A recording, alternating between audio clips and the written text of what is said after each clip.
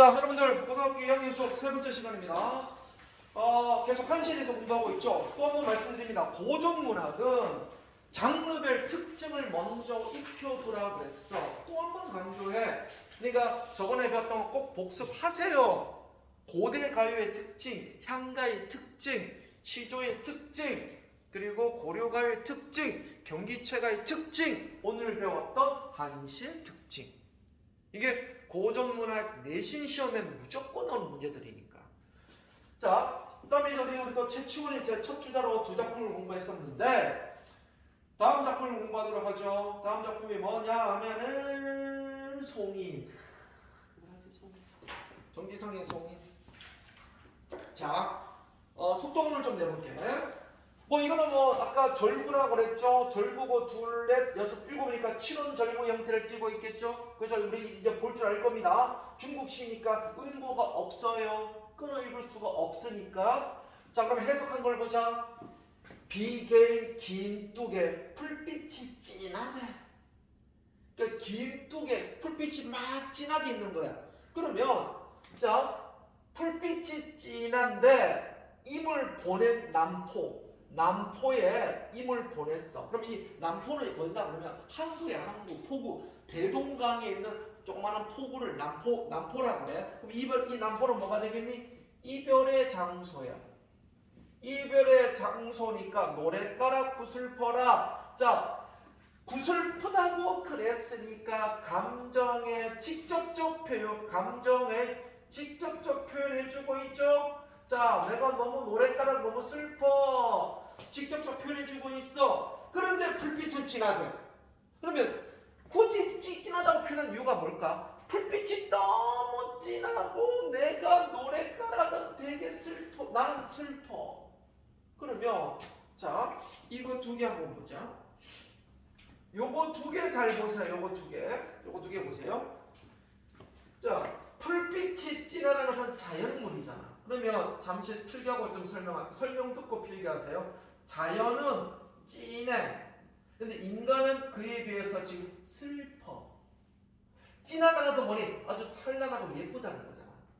아주 자연이 아주 예쁘게 진한데 근데 그에 비해서 우리 인간들은 지금 슬퍼. 그러면 자연과 인간의 대조적 표현이고, 두 번째, 자, 우리가 보통 선경 후종이라고 한다면 이게 상식적으로 네 줄이라면 두 줄 선경, 두 줄 후종이 많았잖아. 얘는 독특하게 풀빛이 진하다 선경이야. 그런데 나는 구슬프다 후정. 요거 두 줄이 선경 후정이야. 독특하게 여기서는. 그래서 자연과 인간의 대조 선경 후정 이렇게 정리할 수 있는 거야. 우선 여기까지 표기 좀 해보자.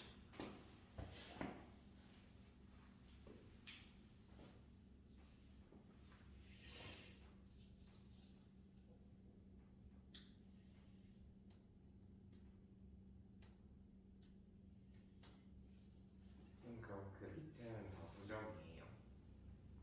이거? 아니, 이거는 뭐 두 개에서 끝나는 거예요. 없어. 뭐 어떤 거는 굳이 성경 후정의 형태를 취하고 있는 건 아니야. 모든 한시가 성경 후정은 아니다. 자, 그다음 볼게요.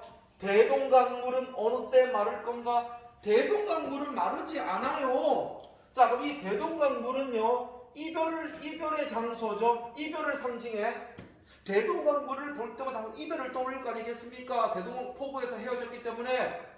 그럼 대동강물이 상징하는 이별이야. 근데 어느 때 마를 것인가? 마를 건가는 마르지 않다는 뜻이잖아. 자, 재현아. 여기 의문형으로 끝났지? 의문형이지만 실제 의문이 아니야. 마를 건가는 마르지 않을 것이라는 걸 강조하기 위해서 의문형으로 썼다. 무슨 법이라 그러니 이걸 표현법.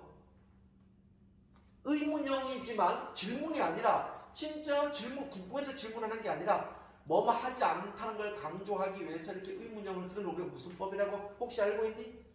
서리법. 서리법이야. 서리법이 사용되었다. 어느 때 마를 건가? 즉 대동강물은 마르지 않아. 왜냐고? 이유가 뒤에 나와. 보세요. 진짜 이거 멋진 표현이지 않니? 해마다 이별의 눈물 푸른 물결에 더하니까. 눈물이 계속 이별의 슬픔 때문에 내 눈물이 흘러서 대동강물은 마르지 않을 거예요. 너무 멋진 표현이에요. 요 두 줄이 우리나라 한시에서 가장 멋진 표현이라고. 그래서 정지상의 송인이 그래서 유명한 거예요. 이거 정지상의 송인이 너 공모 도화가 때 한번 설명했던 적이 있어. 이별의 정한을 두는 계보를 설명하면서 고려 때 정지상의 한인이 있다고 앞에 필기되어 있을 거야. 공모 도화가에서. 근데 이 정지상의 한인 요 두 줄이 너무 멋진 표현이고 아직도 많이 회자되고 있어. 자, 여기서 또 시험에 나오는 게 뭐냐면 요거 두 줄에 사용된 수사법이 중요해. 물론 서리법도 있지만 자, 순서를 봐봐. 해마다 이별의 눈물 푸른 물결 더하거니 대동강물이 어느 때 마를 것이냐. 요 순서 바뀐 거 아니? 무슨 법이니? 요 문장 둘의 순서가 바뀌었잖아. 얘가 먼저 나오고 다음에 얘가 나와야 되는 거 아니야? 문장 구조상 무슨 법이니? 도치법. 다음에 두 번째. 아니 어떻게 이별의 눈물이 물결을 더할 수가 있겠니? 내가 이 눈물이 대동강물에 어떻게 플러스가 될 수 있겠어? 과장법. 그래서 서리법, 도치법, 과장법이 사용되고 있다.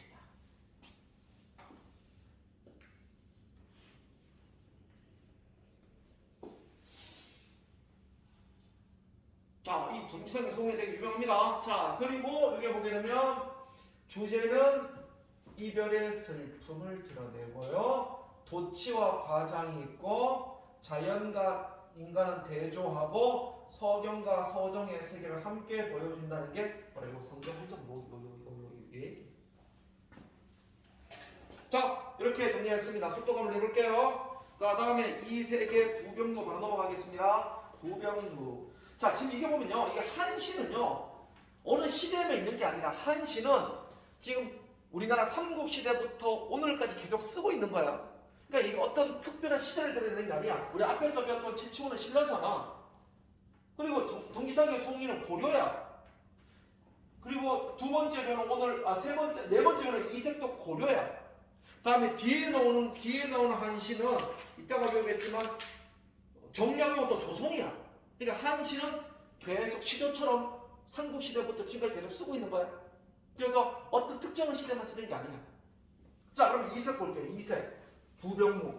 부병무 이거 참 그것도 되게 유명하죠. 자, 부병무는 총 8줄이니까 율시가 돼. 그래서 오원 율시의 시가 돼. 자, 이색은요 고려말 시인인데 고려말이라고 하는 이유가 있겠죠. 왜? 고려말이잖아.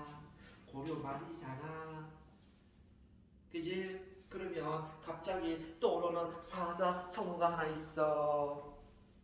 너희 둘은 내가 고등학교 1학년 때 시 좀 많이 해줘서 알 거야. 이색은 까먹었다 하더라도 고려 말이면 어떤 주제일 확률이 높겠니? 고려 말이야. 어떤 주제의 확률이 높겠니? 그래. 떠오르는 사자성어는 뭐가 있니? 쓰지마. 이따 정리해 줄 거니까. 그냥 기억을 돌리기 위해서요.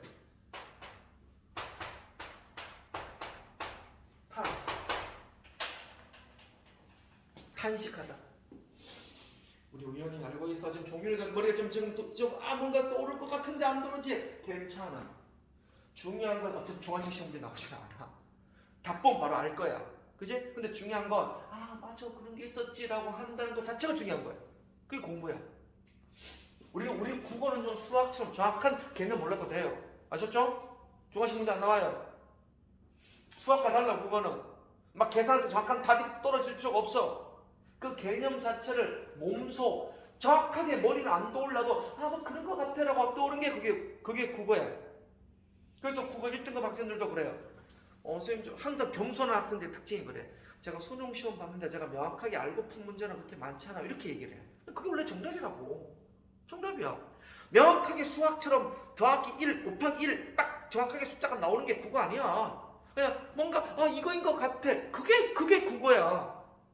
그럼 그게 확률을 높이기 위해서 우리가 많이 지식 보도가 많이 쌓아둬야지. 자, 봅시다. 부병로 중요한 작품이죠. 한번 읽어볼게.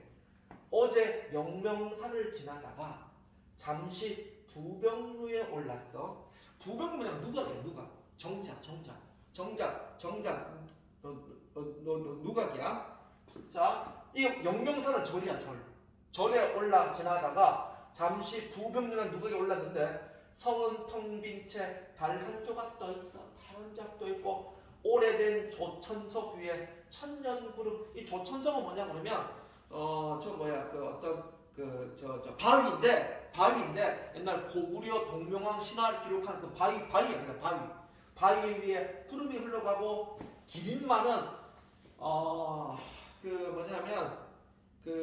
기린마는 우리 전설에 있어. 고구려 동명왕이 죽을 때 하늘로 올라가면서 타고 간 말이 기린마야. 기린마는 떠나간 뒤 돌아오지 않는데 천손은 하늘의 손자, 즉 동명왕을 얘기해. 지금 어느 곳에 노리는가? 돌다리에 기대어 휘파람 부누라리. 산은 오늘도 푸르고 강은 절로 흐르네. 아주 유명한 시입니다. 자, 실패하겠습니다. 요거는 좀 배경 지식이 좀 필요하다. 배경 지식이 좀 필요해. 자, 이곳이 대동강이에요. 평양에 있는 대동강이고, 여기에 자 여기가 영명사라는 절이 있어. 그리고 여기에 언덕역에 조그마한 누각이 하나 있어. 누각. 이게 바로 부병루야. 이게 부병루야. 지금 화자는 지금 배 타고 가고 있는 거예요. 그래서 대동강에 배 타고 가다가 영명사를 지나서 부병루에 올라가는 거예요. 이곳이 어디냐 그러면 여기가 옛날 고구려다. 고구려 옛 성터가 있어. 이곳이. 근데 이 사람은 지금 이게 고려 사람이야. 얘는 고려인이야. 고려야. 근데 자기 성조인 고구려 옛 성터가 이곳에 있는 거야. 근데 이곳에 동명왕이라는 전설이 있죠. 자, 동명왕이 마지막 고구려 왕이 마지막은 모르겠다. 동명왕이 우리 슬픈 전설이 있잖아. 동명왕이 죽어서 하늘로 올라가서 이렇게 얘기하죠. 내가 나중에 이 고려를 지킬 신이 되겠다 하고 올라갔잖아. 그리고 나중에 고구려가 위험할 때 다시 컴백하겠다 하고 남기고 죽습니다. 유월남입니다. 그때 사람들이 이 사람은 우리 동명왕은 우리 고구려를 지켜줄 신이 되었을 것이야. 그래서 그 하늘로 올라가서 그 탄 말이 기린마라고 그래. 기린마. 그러면 만약에 나라가 흔들리면 우리 옛 선조 왕이 동명왕이 다시 내려와서 우리를 다시 보호해준다. 이런 전설이 있어. 그래서 이 화자는 이걸 부병들을 보면서 이 동명왕 신화를 떠올리는 거야. 왜? 지금 고려가 망해가고 있거든. 고려가 망해가고 있으니 고구려 왕인 동명왕이 다시 내려와서 우리를 구제해줬으면 좋겠다 이 얘기를 하고 있는 거지. 그래서 이런 고려와 고구려가 두 개의 나라가 나와. 이 시안에. 그래서 약간 헷갈릴 수가 있어. 그래서 내가 이렇게 미리 배경 지식 먼저 설명했습니다. 자, 그렇다면 한번 분석해보자. 자, 그러면 어제 영명사를 지나가. 영명사는요, 그냥 배경 지식이 중요하지 않지만 고구려절을 지나다가 잠시 부병루에 올랐네. 자, 얘는 누가? 영명사의 부속 딸린 조그마한 누가? 대동강에 있는 누각이야. 잠시 부병루에 올랐네. 성은, 자, 이 성은요, 여기 봐, 이 성이야. 고구려 옛 성터야. 옛 성. 그러니까 망해버린 성. 멸망한 고구려의 성이야. 자, 이 성은 멸망한 고구려의 성이야. 그래서 내가 얘는 지금 고구려 얘기고 원래 이 사람은 고려 사람이다. 그래서 이거 두 개 구분하라고 내가 그걸 해주는 거야. 고려 사람이야. 자, 성은 텅 빈 채 달 한 조각 떠 있어. 그러면 봐봐. 인간이 만든 성은 텅 비어 있으니까 쫄딱 망했고 그에 비해서 달은 이쁘게 떠 있잖아. 그럼 우리 뻔히 나오는 개념 뭐가 있겠니? 자연과 인간의 대조. 바로 나오는 거 아니겠어? 이따 정리할게요. 자, 다음에 오래된 조천석이에요. 조천석은 바위야. 바위의 종류인데 이 조천석이 뭐냐면 동명왕이 고구려 동명왕이 몇시 부른지 모르겠다. 조천석에서 기린말, 아까 기린말을 타고 하늘로 올라간 전설이 있어. 기린말을 타고 하늘로 올라가. 요런 전설을 먼저 알고 있어야 해석이 되겠죠. 자, 글씨 읽기 좀 애매할 겁니다. 위에 천년의 구름이 흘러가고 있어. 그럼 자, 요거 두 줄 이제 알는 게 중요한 거죠. 여기까지 쓰고 여기까지 필기하고 이제 필기하세요. 칸 좀 보란 말은 지금 필기하지 마시고. 자, 그러면 우선 첫 번째, 인간이 만든 성은 텅 비었어. 망했어. 그런데 달이 떠 있고 구름이 흘러가. 그러면 자연은 아름답지만 인간은 쫄딱 망했네. 자, 그러면 자연과 인간의 대조가 있어. 다음에 두 번째, 자, 나라가 망한 거야. 지금 나라가 망했잖아. 멸망했단 말이야, 고구려가. 그렇게 볼 때마다 어떤 느낌이 들겠니? 자, 나라 망함의 슬픔을 드러내는 사자성어 맥수지탄. 아까 내가 물어봤던 게 바로 이 맥수지탄이었어. 맥수지탄은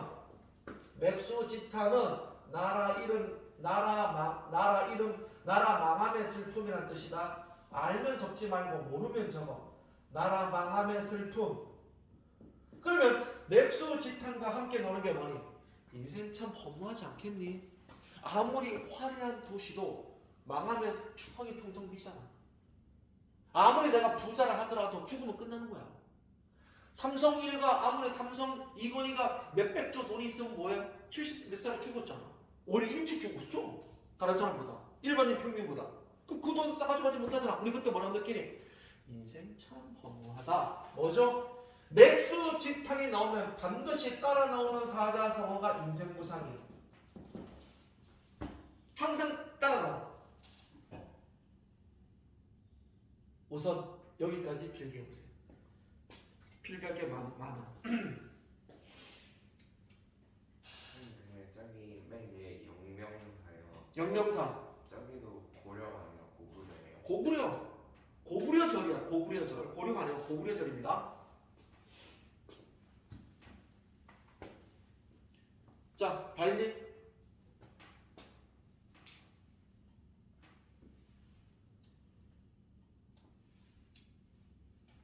기린만은 떠나간 뒤 돌아오지 않아. 이 기린만은 바로 고구려 동명왕이 탄 말이라고 그랬죠. 천손이 하늘의 손자. 바로 동명은 이게 어느 곳에 놓은 이름과. 그럼 이거 두 줄은 뭐냐면 이 두 줄은 바로 고려를 구할 영웅을 기다리고 있는 거예요. 왜냐하면 동명왕이 죽어서 자기 고구려를 자기가 위험할 때 내려온다 그랬거든. 그것처럼 우리도 동명왕처럼 그런 사람이 왔으면 좋겠다 이 얘기야 지금. 근데 지금 천손은 어디 있냐고 지금 찾고 있는 거야. 이 천손이 바로 영웅이야. 영웅. 물론 구체적으로는 동명왕이겠지만 영웅을 비유적으로 표현한 거야. 영웅은 지금 어디 있냐 이 말이야. 그 다음에 돌다리에 기대어 휘파람을 부노라니 산은 오늘도 푸르고 강은 절로 흐르네. 자, 그럼 뭐니? 자연은 뭐야? 이거는 뭐냐면 마찬가지야. 자연과 인간의 대조라고 간단히 쓰자. 자, 자연은 이렇게 계속 흘러가고 있지. 우리 인간도 다 망했잖아. 그럼 뭔가 뭐니? 자연과 인간의 우리 대조를 통해서 어떤 감정을 느끼니? 쓸쓸함이 느껴지지 않을까? 슬픔이 느껴지지 않을까? 그래서 여기에 네 줄은 경치를 중심으로 했으니 성경이고 여기에 두 줄은 외로움과 쓸쓸함을 드러냈으니까 후정이 된다. 얘도 전형적인 성경 후정의 시다. 연일.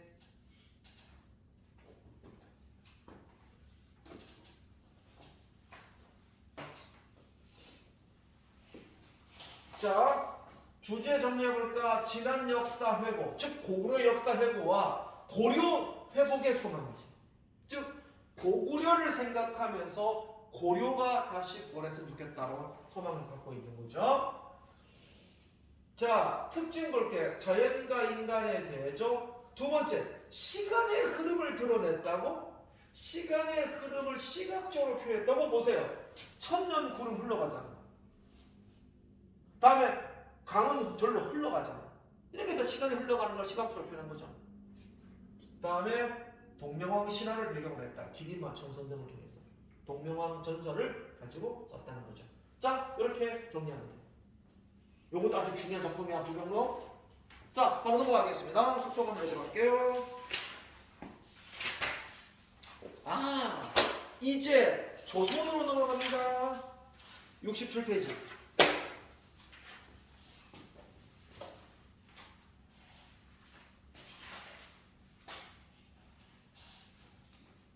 자, 한시는 특정 지역만 쓰는 게 아니라 고려가요나 향가처럼 어떤 특정 지역이 아니, 특정 시대가 아니라 계속 두루두루 쓰이는 작품이라고 했어요. 오늘날까지 시조처럼. 그래서 이제 정약용이 딱 나오잖아. 한시. 얘는 또 조선이야. 얘는 조선이야. 그리고 밑에 사리와는 고려야. 막 시대가 막 여러 가지가 있죠. 자, 이 시는 한번 읽어봐 먼저. 많이 적용될 거야. 시험 문제. 많이 인용될 거야. 많이 인용될 거야.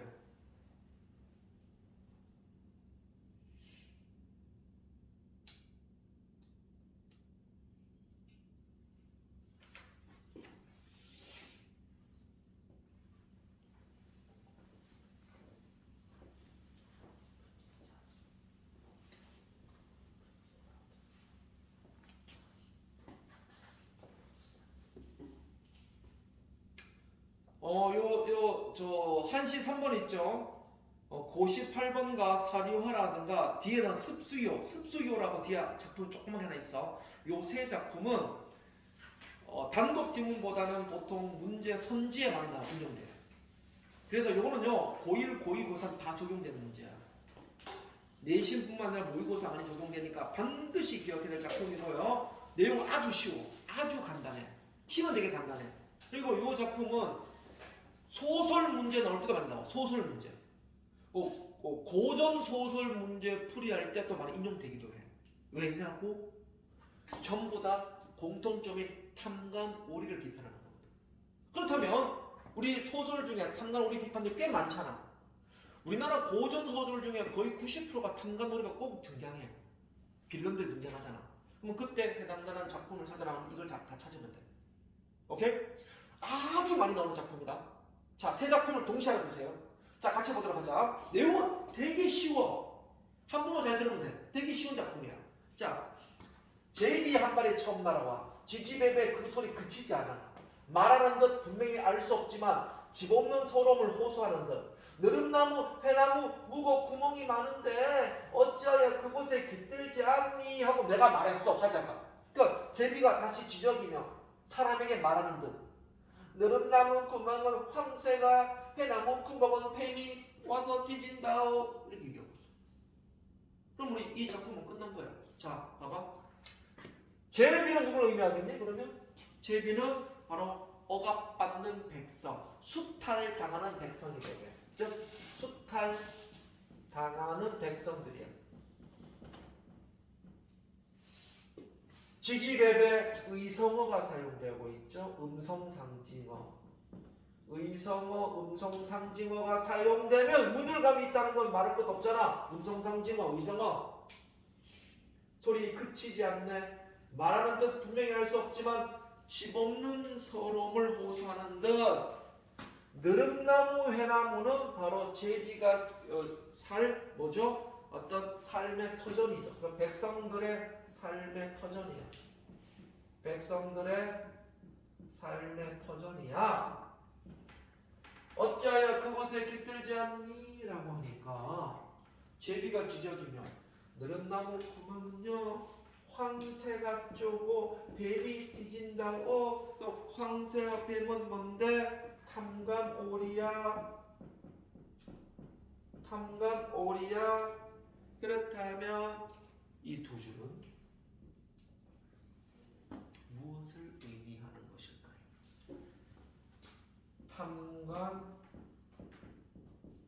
탐관오리의 횡포 비판하고 있음을 알 수 있는데 관련된 사자성어. 자, 이것도 모르면 안 돼. 고전문학에서 시조는 반드시 한 문제가 나와요.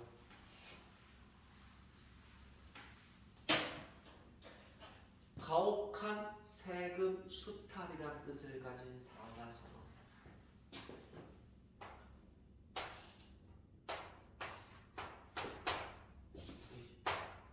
얘는 가혹한 세금 수탈이라는 뜻을 가진 사자성어. 다음에 오자성어.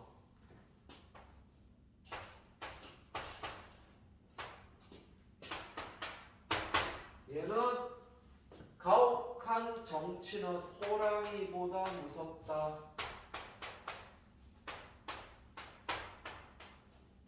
가혹한 정치는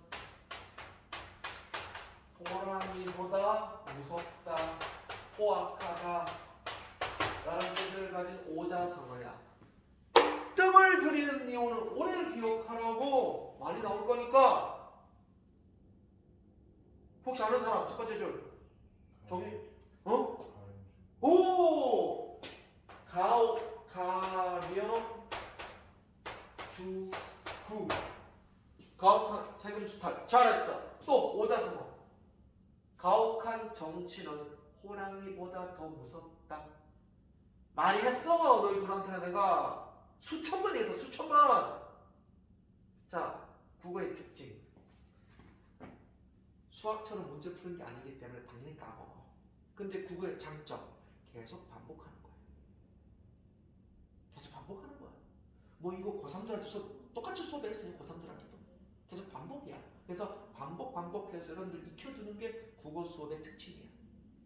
그거야. 그 아까 얘기했잖아. 국어는 정확하게 기억하지 않아도 다 객관식 문제니까 아 맞아 하고 떠오른다고. 그러니까 못 넘다고 해서 슬퍼하지 말라는 얘기야. 그러니까 쌤 수업만 집중해줘. 가혹할, 가정, 정치정. 가혹한 정치는 맹렬할 맹, 어조사, 보다란 뜻을 가진 어조사, 호랑이 문자, 가정, 맹, 어호. 그러면 가령, 주구, 가정, 맹, 어호.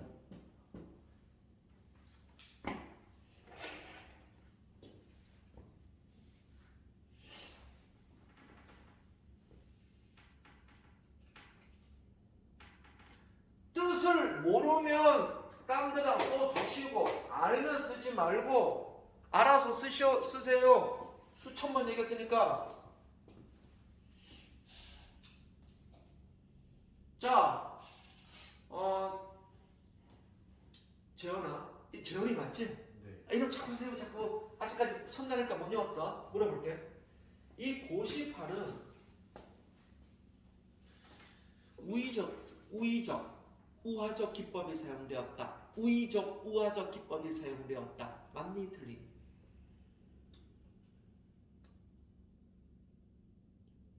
그냥 찍어도 괜찮아. 틀려도 괜찮아. 맞아 틀릴까? 맞을까 틀릴까? 맞을 것 같아. 우화적이 뭐냐? 자, 고전문학이든 현대문학이든 동물과 식물로 빗대어 표현하는 걸 다 우의적 표현이라고 해요. 그 우의적은 동식물로 빗대어 표현. 그래서 우하적 기법이라고 하기도 하고 우의적 기법이라고 한다. 여기만 쓰는 게 아니라 앞으로 문학 공부할 때 동물, 식물, 사람처럼 표현하잖아. 우의적, 우하적이라고 생각하시면 돼. 알았어? 그리고 그런 말은 자주 나와요. 문제에서 같이 필기해 두시고 주제, 지배층의 행포, 서러움 정도.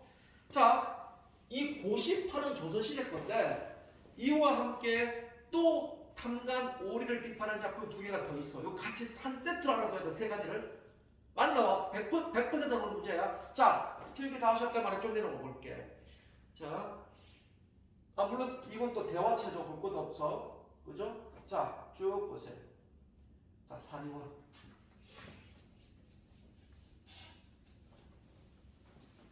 사리와. 자, 사리와. 사리와. 자.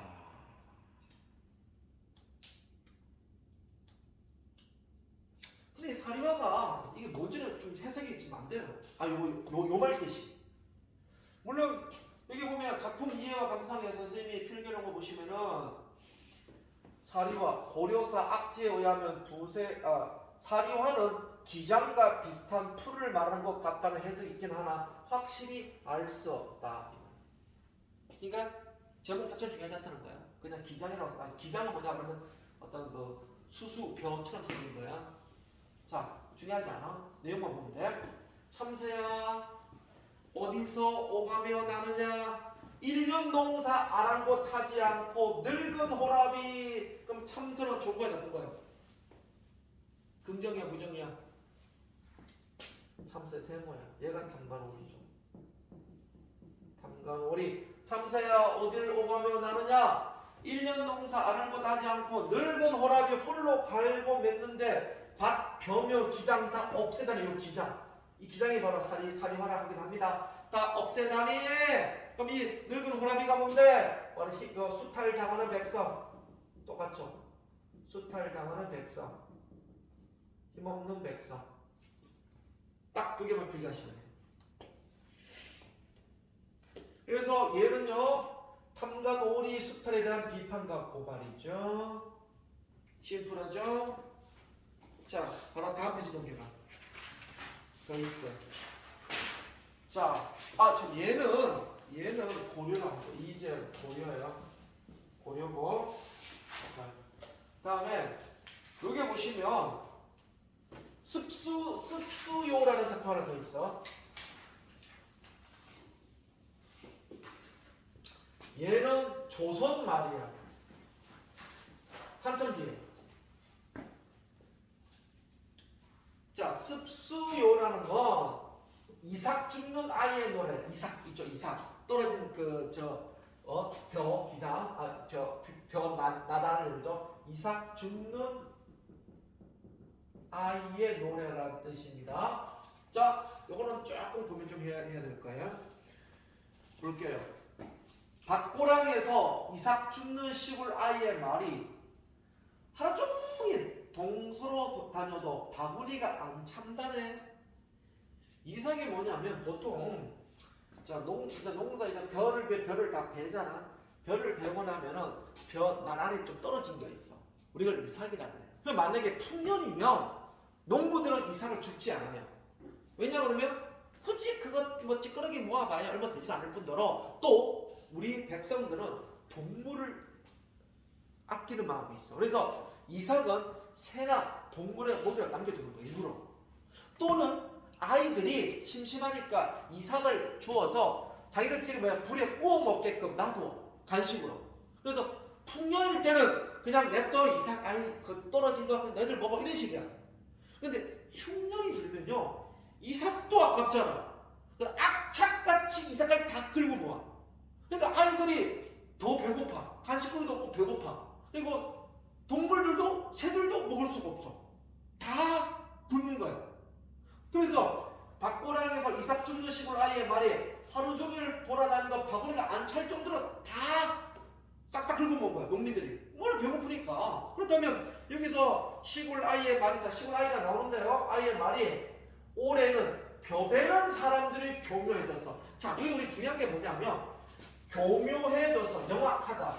영악해서 이 말인데 영악해서인데 이 말 뜻을 들어보면 이 벼베는 사람들 나쁜 사람이라고 오해하면 안 된다는 거야. 이 벼베는 사람들 농민들이지, 그지? 그럼 이거 다 뭐냐?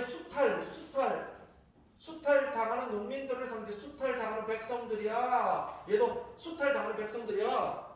근데 우리가 이렇게 잘못 해석하면 벼베는 사람들도 교묘해져서 이삭 하나 남기지 않고 요 말 때문에 저 벼베는 사람은 혹시 탐관오리를 비판한 게 아닌가라고 오해하면 안 된다는 거야. 둘 다 힘없는 백성이야. 그럼 누가 나쁜 거냐고? 이 광과 창고 얘가 나쁜 거지. 얘가 바로 가혹한 수탈을 의미하는 거지.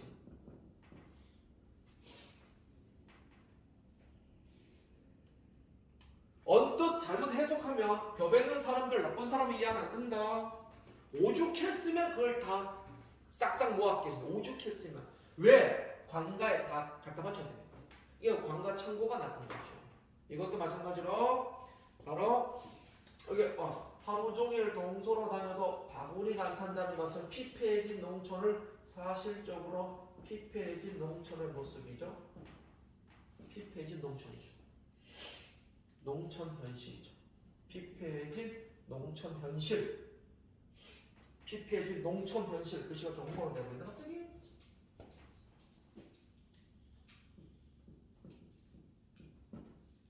하루 종일 바구니가 안 차. 피폐해지고 있어. 자, 그래서 이거 세 작품 고시팔, 사비화, 습수요는 요 세 개를 같이 알아둬야 돼. 농민 수탈을 비판하는 시라고 보시면 돼. 아마 학교 내신 문제에 고1이든 고2든 반드시 나오게 될 겁니다. 한 번은 나와. 아니 한 번 이상 나와. 고2 때도 나와. 근데 왜 영악해졌다고 표현하는 거예요? 그러니까 이거는 그냥 하는 표현이 아닌가, 애들로 표현하는 건데 나빠서 영악한 게 아니라 이 사람도 바득바득 살려고 좀 더 지혜롭게보다는 아주 악해졌다 이렇게 표현한 것뿐이야. 딴 데 같아서 뭐야? 그냥 너들 먹어라 이렇게 했을 텐데 이 사람들도 그래, 나도 살아야 돼 이렇게 가져와 악착같이 막 긁어 모으는 거지. 그지? 영악하다는 걸 쓴 거야. 나쁘게 표현한 건 아니다고 그랬죠 분명히. 악착 같다라고 그렇게 이해하시면 악착같이라고 그렇게 이해하시면 될 것 같아요. 자, 그래서 요게 착취를 다룬 작품 꼭 반드시 기억해 두시기 바랍니다.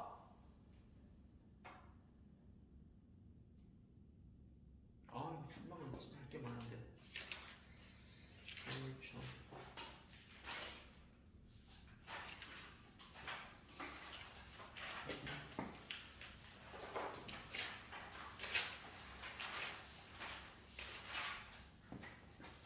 잠깐만 보세요. 그러니까 탐진천녀도 탐진천녀도 같이 나오는데 이게 아마 뒤에 문제가 나올 겁니다. 여기 보시면은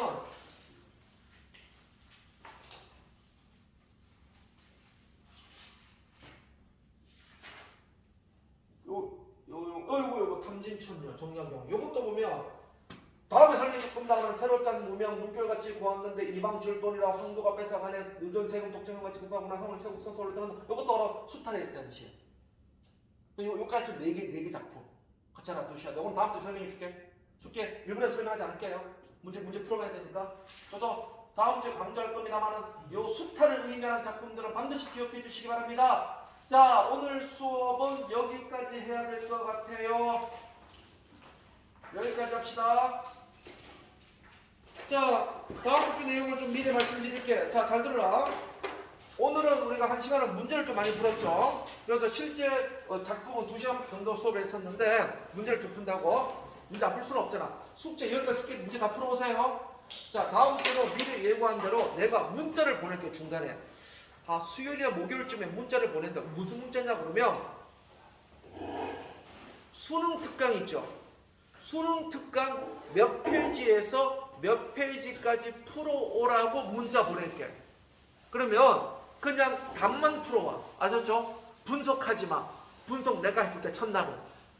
그리고 그리고 다다음 주부터는 이제 분석은 직접 배우시는 겁니다. 그건 다음 주에 얘기하도록 하고 어쨌든 내가 문자를 보낼 테니 수요일 책 나오는 대로 바라볼게. 책 나오는 대로. 근데 책이 언제 나올지 몰라. 근데 제가 제가 서점에 전화해 보니까 수요일이나 목요일쯤 나온다고 하더라고. 전국 서점에. 그때 나도 책을 구입해서 문제 다 보낼게요. 그러면 숙제가 2가지야. 숙제가 3가지야. 아직 가만히 있어. 네, 그거 줘야지. 아직 그 문제지 안 줬잖아. 세미 모의고사 문제 풀어오고 문학 문제 오늘 풀어오고 독서 문제 풀어오고 숙제 3개 해와야 돼. 다음 주에. 자, 여기까지.